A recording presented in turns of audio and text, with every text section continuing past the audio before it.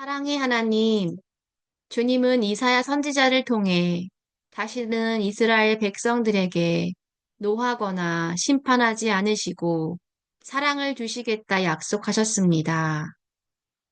주님의 이 약속은 결국 예수님의 성육신과 십자가 죽음으로 성취되었고 예수님의 성육신과 십자가 덕분에 우리는 죄를 용서받고 구원을 얻을 수 있게 되었습니다.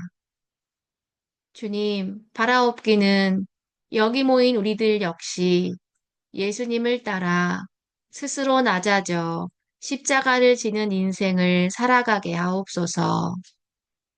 인간의 육체를 입어 스스로 시험받는 자가 되신 예수님처럼 주를 위해 나의 권리와 자유를 스스로 제한하며 낮아지게 하옵소서.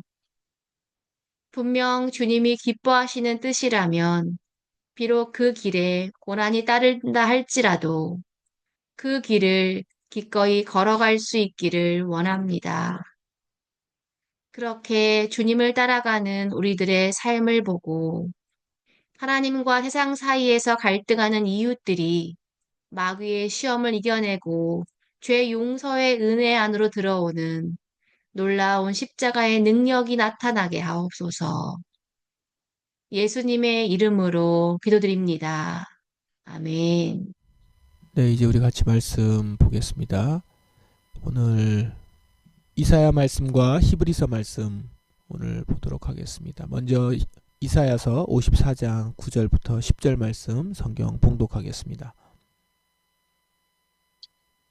지금은 노아 때와 비슷하다. 그때 내가 다시는 세계를 홍수로 멸망시키지 않겠다고 약속했다.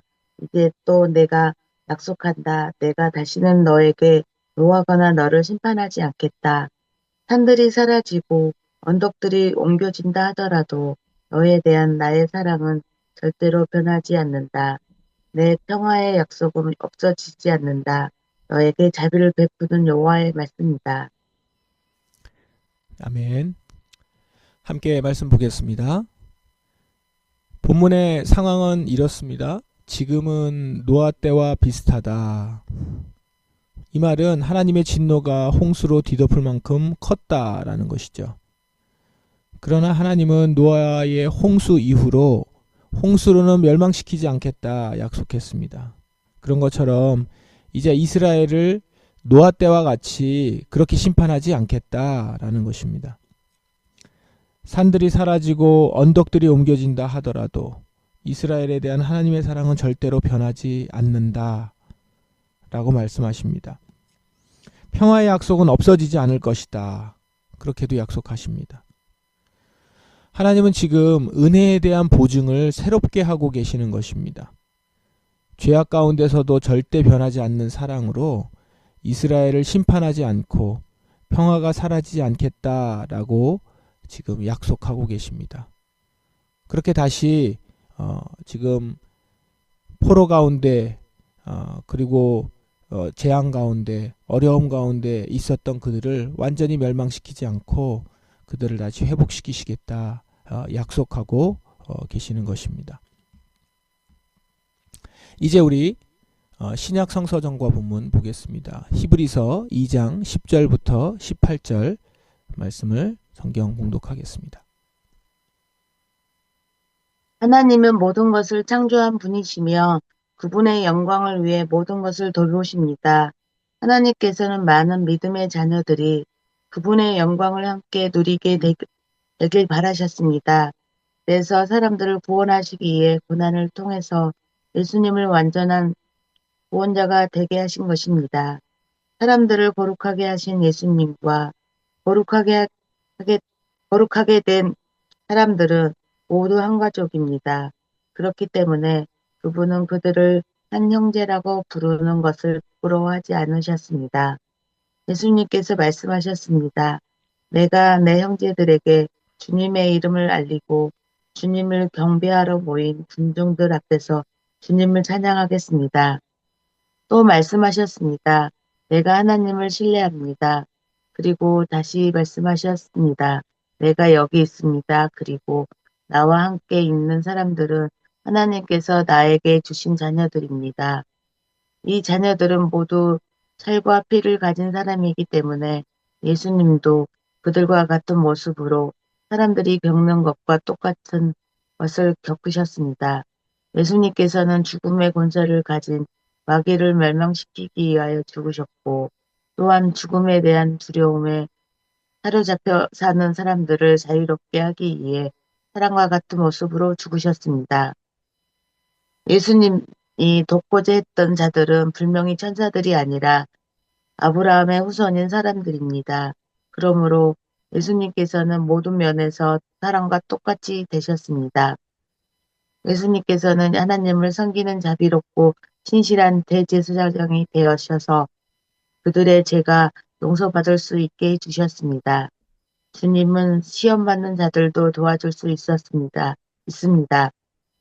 왜냐하면 예수님께서 직접 고난당하고 시험을 받으셨기 때문입니다. 아멘. 함께 말씀을 보겠습니다. 오늘 히브리서 본문은 어제 본문에 이어지는 본문입니다.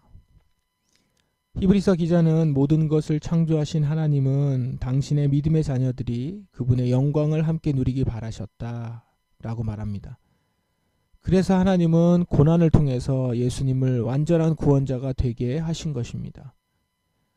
이를 위해서 예수님은 살과 피를 가진 사람의 모습으로 사람들이 겪는 것과 똑같은 것을 겪으셨고 죽음의 권세를 가진 마귀를 멸망시키기 위하여 죽으셨습니다.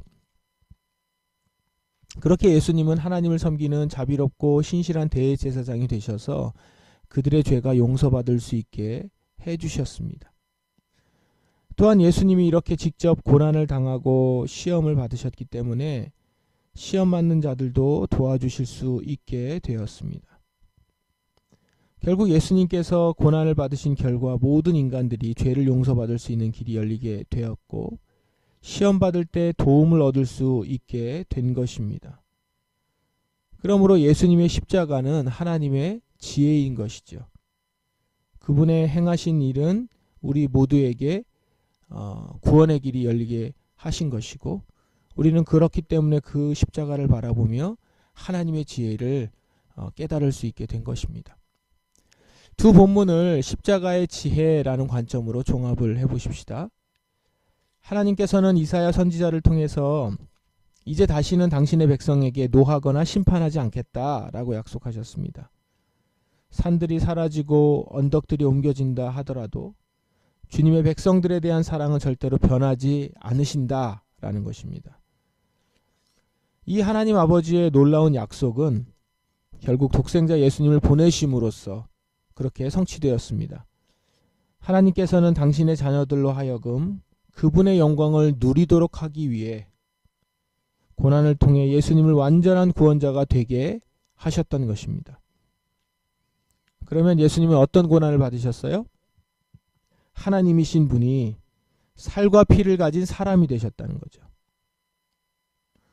살과 피를 가진 사람이 되셨다는 것은 직접 고난도 당할 수 있는 사람이 된 것이고 시험을 받으실 수밖에 없는 그 존재가 되었다라는 것이죠. 하나님으로서 시험을 받을 수는 없거든요. 하나님으로서 고난받을 수 없어요. 그래서 살과 피를 가진 사람이 된 것입니다. 그리고 예수님은 이 고난의 결과 모든 인간들에게 죄 용서의 길이 열렸고요. 시험을 받는 모든 자들이 주님의 도움을 받을 수 있게 된 것입니다. 우리가 모두 살과 피를 가진 사람 아닙니까?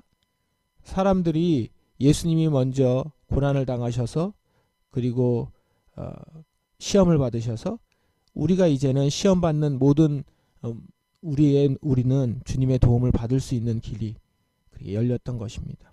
그렇기 때문에 예수님의 십자가, 살과 피를 가진 사람이 되셔서 죽으신 그 십자가는 우리에게 있어서는 하나님의 큰 지혜인 것입니다.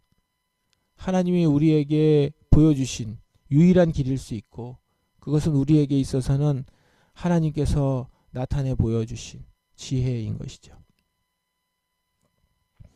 그리스도가 십자가에 달리셨다.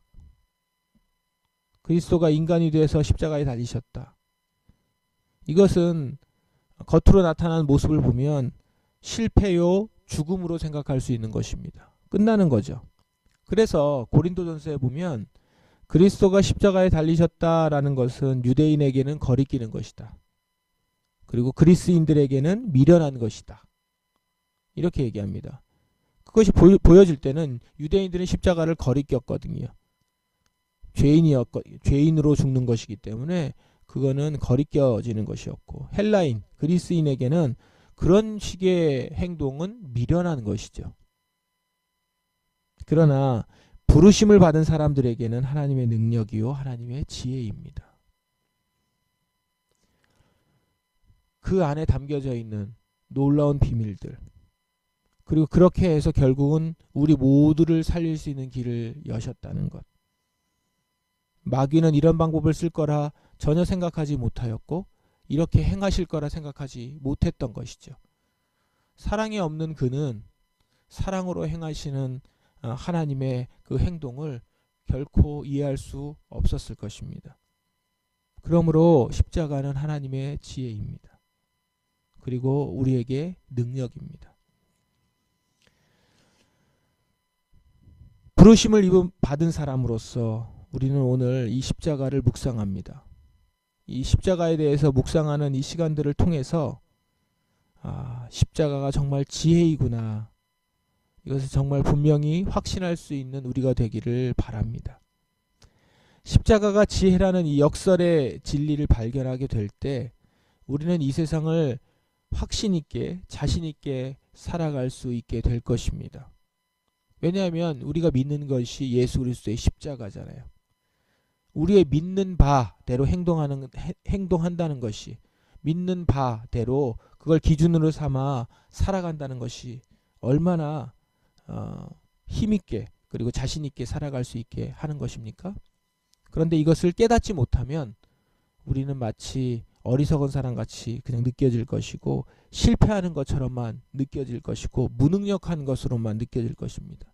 그렇기 때문에 십자가의 이 진리를 발견하고 깨닫는 것이 너무나도 중요합니다. 이것이 하나님의 능력이구나, 이것이 하나님의 지혜이구나, 이거를 깨달은 사람만이 십자가의 길을 갈 수 있습니다. 십자가의 길을 따라갈 수 있습니다. 십자가의 방법을 선택할 수 있습니다. 그리고 그 가운데 하나님의 능력을 드러낼 수 있고 하나님의 지혜를 발휘할 수 있는 것입니다. 여러분 모두에게 이 십자가의 지혜를 깨닫는 은혜가 있기를 바랍니다. 이 묵상하는 시간을 통해서 십자가가 정말 지혜이구나 라는 것을 분명히 확신할 수 있기를 바랍니다. 또한 그 가운데 형용할 수 없는, 또한 우리가 거부할 수 없는 사로잡는 주님의 사랑을 깊이 느끼기를 원합니다. 십자가 아래서 그 십자가가 주는 능력, 십자가의 사랑, 그것을 경험하며 이제는 십자가의 길을 따라가는, 십자가를 지고 주를 따라갈 수 있는 저와 여러분, 그래서 그 가운데 십자가의 지혜요 능력이다, 십자가는 나의 지혜요 능력이다 라는 것을 고백할 수 있는 저와 여러분, 우리 교회가 되기를 주님의 이름으로 축원합니다. 이 시간 기도하겠습니다. 우리가 이제 계속 사순절의 기간들을 지내왔고, 동시에 그 가운데서 이제 고난주간을 앞두면서 더 깊이 십자가를 깨달을 수 있기를 바랍니다. 십자가를 깨닫는 것은 그저 예수님이 어떻게 행하셨는지를, 그 의미를 아는 것이 아니라 내가 정말로 십자가의 방법을 택하고 십자가의 길을 걸어갈 수 있는 것을 말합니다. 십자가가 나에게 지혜요 능력임을 깊이 깨달을 수 있게 인도하옵소서, 그 은혜를 허락하옵소서. 이렇게 기도하십시다. 기도하겠습니다.